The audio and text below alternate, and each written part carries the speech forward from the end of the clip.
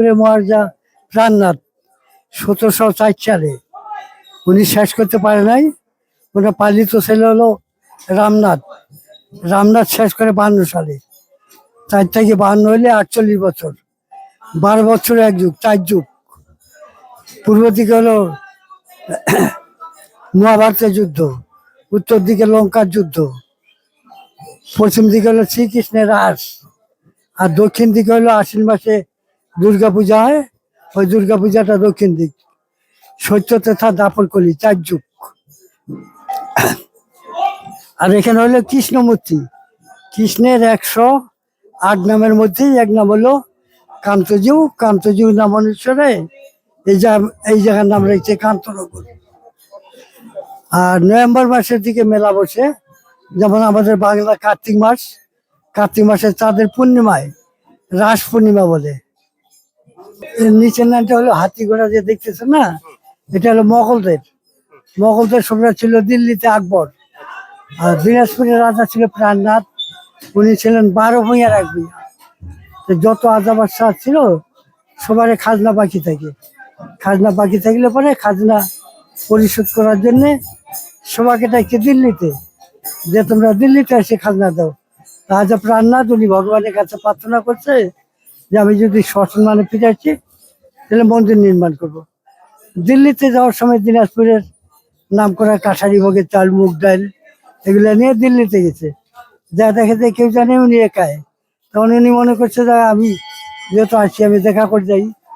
উনি যে বলছে হুজুর আমি তো দিনাজপুর থেকে এসেছি, যে আপনার জন্য খাবার নিয়েছি। খাওয়ার পায়ে খুশি হয়ে খাজনা মাফ করে। তখন উনি বলছে যে আমি মন্দির নির্মাণ করবো, আপনার ঐতিহ্য রাখবো। ওই জন্য নিচেরটা মোগলদের শিকার যাত্রা, হরিণ শিকার, বাঘ শিকার, ভালুক শিকার, এইভাবে এটা।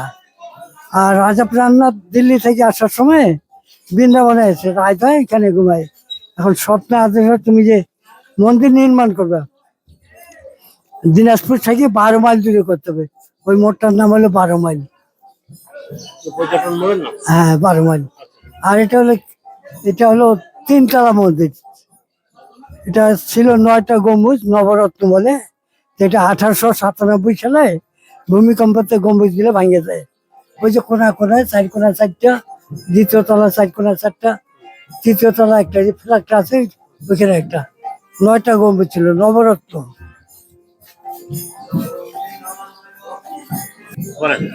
রামের বাবা ছিল রাজা দশরথ। 3 রানী, কৌশলা, কৈকেয়ী, সুমিত্রা। রাজা দশরথ শিকার করতে যা বনে ছিল 3 দিন, কোনো শিকারের খোঁজ নেই। একদিন বিকালে এক বটে গাছে নিচে বসছে যে আমি একটু বিশ্রাম করি। অন্ধমণি আবার সিন্ধুমণিকে পাঠাইছে যে বাবা তুমি জল নিয়ে আসো। জলের কলসি যখন নদীতে ডুবে ভোর ভোর শব্দ করছে, রাজা দর্শন মনে করছে এটা হরিণ জল খাচ্ছে। সে মনে করে তীর মারছে, মারলে পরে চিৎকার করছে, কে ভাই তুমি আমাকে মারলে, তুমি আমার কাছে আসো। রাজা দশরথ তো যায় দেখে যে হ্যাঁ একটা ছেলেকে আমি মারলাম।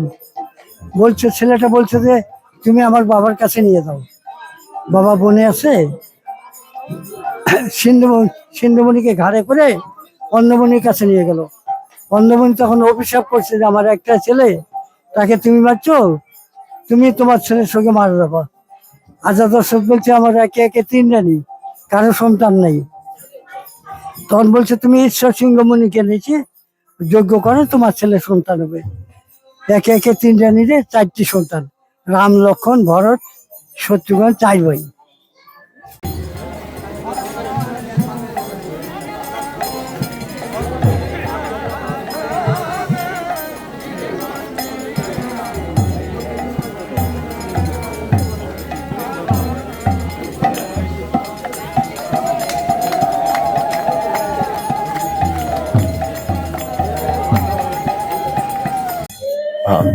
নমস্কার সবাইকে, আমার নাম সর্বজিৎ ভৌমিক। আমি এসেছি রংপুর থেকে। আমি রংপুরে চাকরি করছি, কিন্তু জন্মসূত্রে আমার বাড়ি ঢাকাতে। এই দিনাজপুরের আগেও এসেছি কান্তজিউ মন্দিরে। এই কান্তজিউ মন্দিরটা নিয়ে আমাদের অনেকের মধ্যেই একটা আকর্ষণ কাজ করে যে কান্তজিউ মন্দিরটা আমাদের অনেকের বাড়িতেই এইটার একটা বিশেষ ছবি, শুধুমাত্র এই মন্দিরের যে বিগ্রহটা আছে সেইটার একটা ছবি থাকে।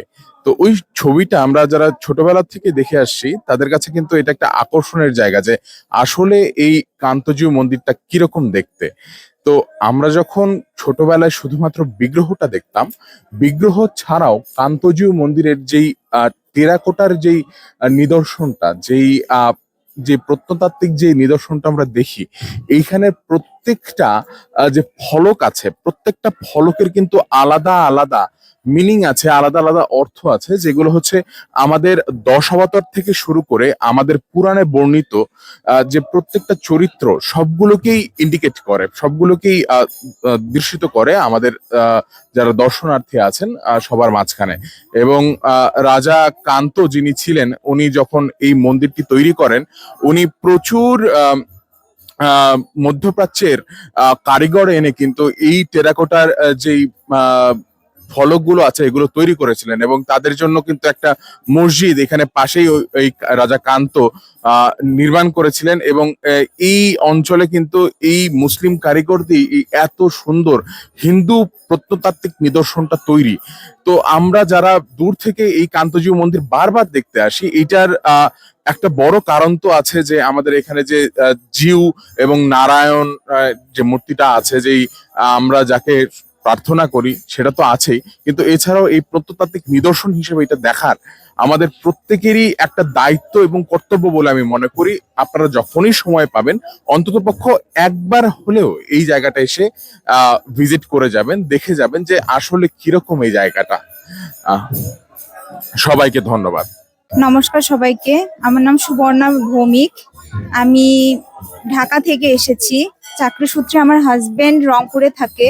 তো আমার অনেকদের ইচ্ছা ছিল যে এই কান্তজিউ মন্দিরের কথা শুনেছি, কখনো আসা হয়নি। তো এখন আমার হাজবেন্ডকে বলার পর এখানে আসা হলো, খুব ভালো লেগেছে এখানে আসার পর দেখছি।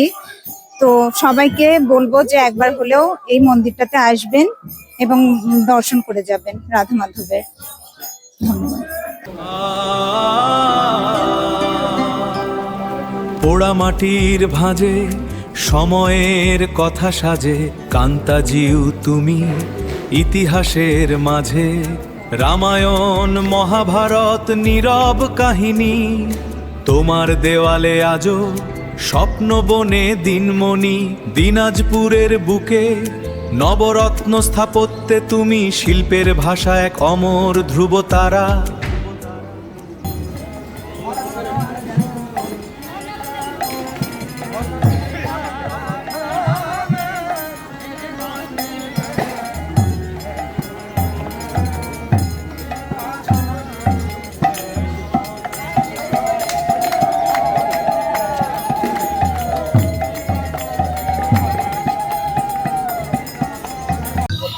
নমস্কার।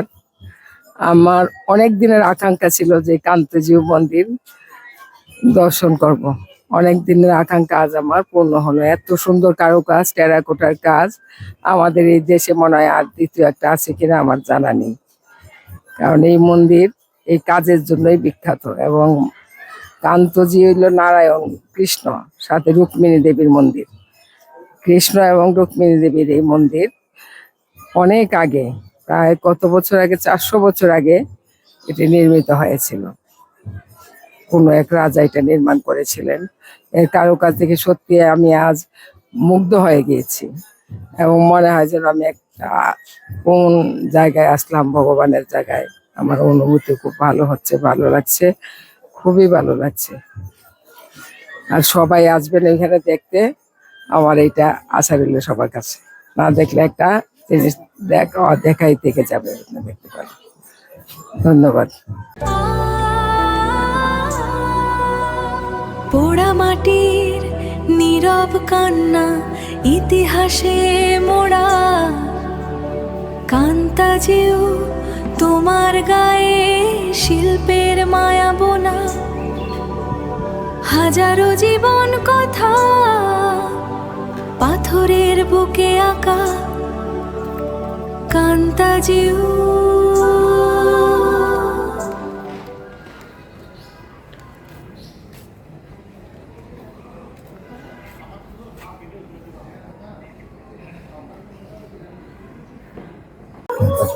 আমি মূলত আসছি ঢাকা থেকে। আমাদের দেশের বাড়ি পিরোজপুর, বরিশাল ডিভিশন। তো অনেক দিনের আকাঙ্ক্ষা যে কান্তিজি মন্দিরে আসব, কিন্তু সময় করে আসা হয় নাই। এই পরন্ত বেলায়, নিজের পরন্ত বেলায় আমি মূলত আসার সৌভাগ্য আমার হয়েছে। এই জন্য সৃষ্টিকর্তার কাছে আমি কৃতজ্ঞ। এবং আজকে এই যে মন্দির দর্শন করতে পারছি, এটা ভগবানের একটা বিশেষ মহিমা ছাড়া তো কিছু হয় না। আজকে মনে হয় আমার জীবনটা অনেকটা সার্থকতা লাভ করছে। আপনাকে অসংখ্য ধন্যবাদ। নমস্কার, আমি ঢাকা থেকে আসছি, রমনা কালী বাড়ি থেকে। এখানে আসার পরে খুবই ভালো লাগতেছে। এখানে মন্দিরটা অনেক সুন্দর, অনেক ভালো লাগতেছে। আমি আর আমার হাজবেন্ড আসছি, এখানে ঘুরে ঘুরে দেখতে আসছি। আর রমনা কালী বাড়ি থেকে এখানে আমরা যে টিমের সাথে আসছি, ওনারা খুবই আন্তরিকতা, খুবই ভালো, আমাদেরকে খুবই সহযোগিতা করতেছে। Thank you.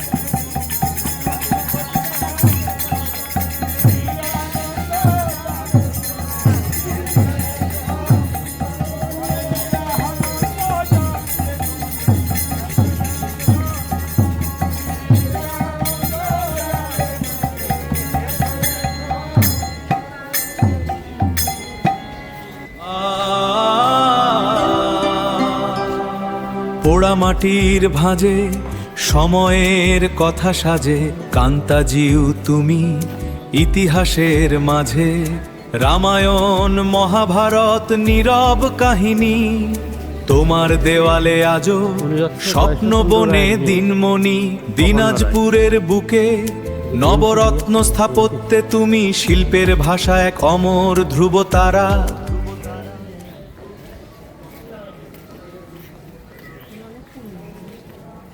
জয় রাধে। আমরা কিশোরগঞ্জ থেকে আগত, এখানে আসছি দর্শনের জন্য। আরো আসছি, আমরা 2-3 বার আসা হয়েছে।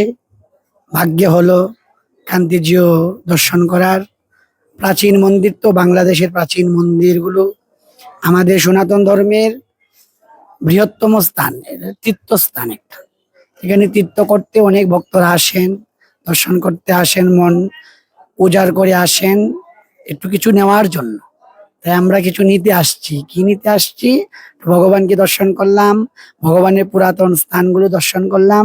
তাই আপনারা সকলে আসবেন, এখানে দর্শন করার জন্য আসবেন, ভক্ত সঙ্গ করবেন। অনেক সুন্দর আয়োজন করা হয়েছে, সুন্দর জায়গা। হ্যাঁ, নদীর ঘাটে স্নান করতে হয়, খুব আনন্দ লাগে এখানে আসলে। খুব পুরাতন জায়গা। সকলকে আমি আমার থেকে ধন্যবাদ জানাচ্ছি, নমস্কার, প্রণাম জানাচ্ছি।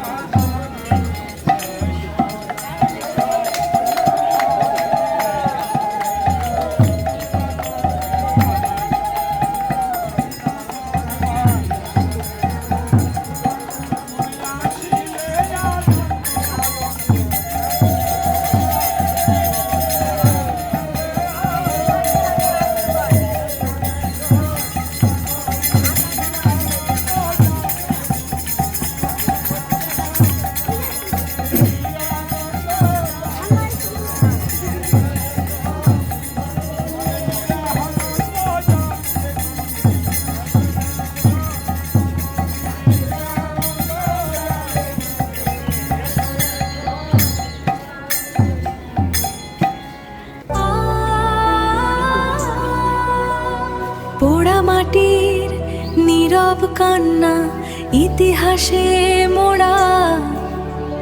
কান্তাজিও তোমার গায়ে শিল্পের মায়া বোনা হাজারো জীবন কথা পাথরের বুকে আঁকা কান্তাজিউ। হরে কৃষ্ণ, আমি অনুকূল মিত্র। আমার বাড়ি হচ্ছে বরগুনা আমতলী। আমি ঢাকা থেকে আসছি একদিনের মন্দির পরিদর্শন করতে। এ জায়গায় এসে পরিবেশ খুব ভালোই লাগছে এবং আমি আগে আসি নাই কখনো। তারপর এ জায়গায় এসে আমাদের অনেক ভালো লাগছে, সবাই একত্রিত হয়েছে। এই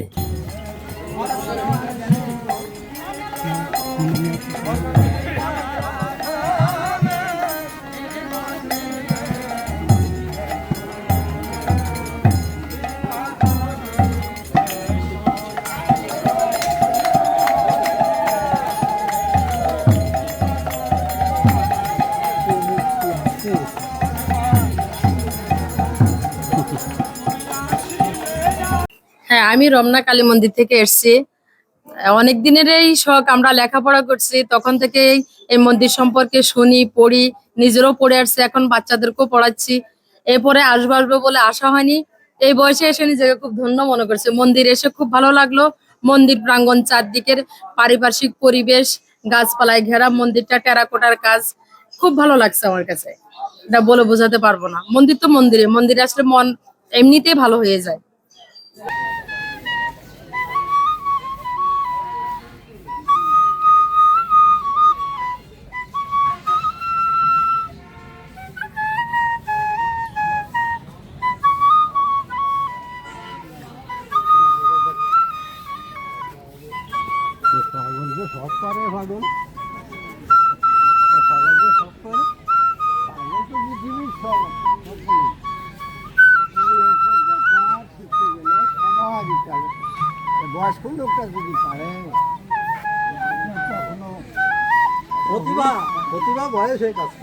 এখানে পরিবেশটা আসলে এত সুন্দর, মন্দিরটা, কান্তাজি মন্দিরটা এত নিখুঁত, এতগুলা শৈল্পিক কারুকাজ, আসলে আর চোখে আর পড়ে নাই।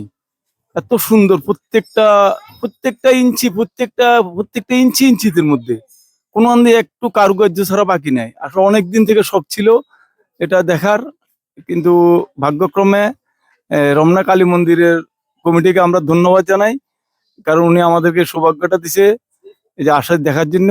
নমস্কার, আমি টাঙ্গাইল কালিন্দী থেকে আসছি। এই জায়গায় ঘুরতে আসছে। জায়গাটা অনেক সুন্দর, খুবই ভালো লাগছে। এই জায়গার পরিবেশ, এই জায়গার অনেক কিছুই, মন্দির আর অনেক কিছু আছে, সবকিছু মিলে খুবই ভালো লাগছে। মানে দেখার মতো জায়গা দেখতে। হ্যাঁ, পরিবেশটা খুব সুন্দর। মন্দিরটা খুবই সুন্দর, দেখার মতো অপূর্ব সুন্দর, মানে তুলনা হয় না। ঠিক আছে, হ্যাঁ হ্যাঁ, এরকম মন্দির এখনো দেখি নাই, এই প্রথম দেখছি। খুব ভালো লাগছে দাদা।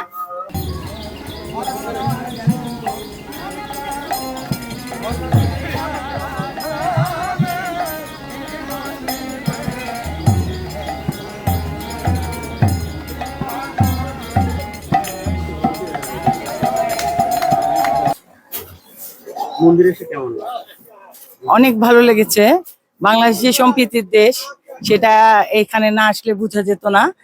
এটা এই কান্তজিউ মন্দির যে আমরা পরিদর্শন করলাম, সেই মন্দিরের ইতিহাস 400 বছরের পুরাতন। এখানে এই মন্দিরের যিনি রাজা ছিলেন, তিনি আবার একটি মসজিদও করে দিয়েছেন, যেই কারিগররা এই মন্দির তৈরি করেছেন তাদের দিয়ে। তাই এইখানে আসাতে মনটা ভরে গিয়েছে যে আমরা সম্প্রীতি পছন্দ করি দেখেই আমাদের এই একটা নিদর্শন দেখে গেলাম।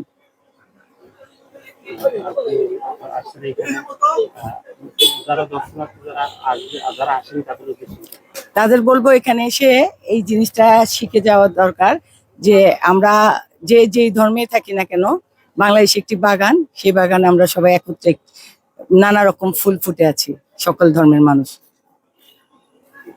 ধন্যবাদ। সুধী মণ্ডলী, আপনাদেরকে শ্রী শ্রী রমনা কালী মন্দির এবং শ্রী শ্রী মা আনন্দময় আশ্রমের পক্ষ থেকে জানাই আন্তরিক শুভেচ্ছা ও ধন্যবাদ। আমরা আজকে এসেছিলাম দিনাজপুর জেলার ঐতিহ্যবাহী কান্তজির মন্দিরে। আমরা 5টা গাড়ি নিয়ে 200-এর মতো লোক তীর্থযাত্রী হিসেবে এখানে আসছিলাম। এখানের পরিবেশ এবং ঐতিহ্য আমাদেরকে অনেক ভালো লেগেছে এবং পাশাপাশি এখানকার যারা লোকজন, মাননীয় সংসদ সদস্য থেকে শুরু করে পুলিশ প্রশাসন এবং সাংবাদিক ভাইরা, সবার আন্তরিকতায় আমরা অত্যন্ত মুগ্ধ। আমরা এই চ্যানেলের মাধ্যমে শ্রী শ্রী রমনা কালী মন্দির এবং শ্রী শ্রী মা আনন্দময় আশ্রম পরিচালনা পর্ষদের পক্ষ থেকে সবাইকে আমন্ত্রণ জানাই, আপনারা শ্রী শ্রী রমনা কালী মন্দিরে আসবেন। এই আশাবাদ ব্যক্ত রেখে আমি আমার সংক্ষিপ্ত বক্তব্য শেষ করছি। সবাইকে ধন্যবাদ। পোড়া মাটির ভাঁজে সময়ের কথা সাজে, কান্তাজিউ তুমি ইতিহাসের মাঝে। রামায়ণ মহাভারত নীরব কাহিনী, তোমার দেওয়ালে আজও স্বপ্ন বনে দিনমণি। দিনাজপুরের বুকে নবরত্ন স্থাপত্যে তুমি শিল্পের ভাষা এক অমর ধ্রুবতারা।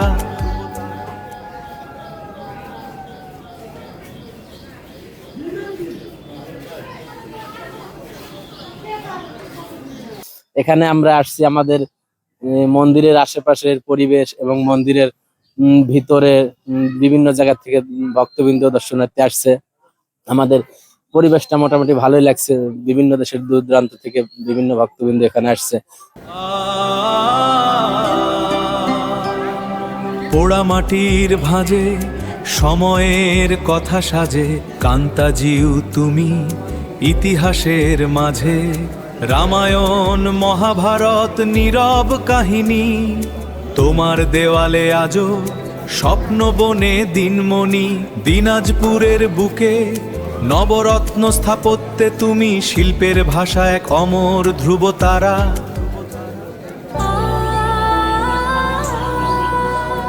পোড়া মাটির নীরব কান্না, ইতিহাসে মোড়া। কান্তাজিউ তোমার গায়ে শিল্পের মায়া বোনা।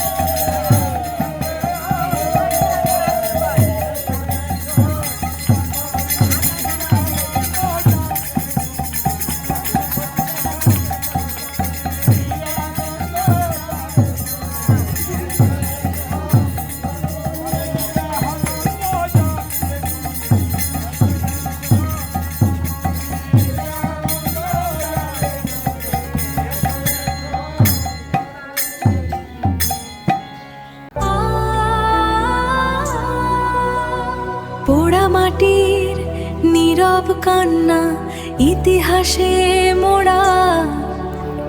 কান্তাজিউ তোমার গায়ে শিল্পের মায়া বোনা। হাজারো জীবন কথা পাথরের বুকে আঁকা,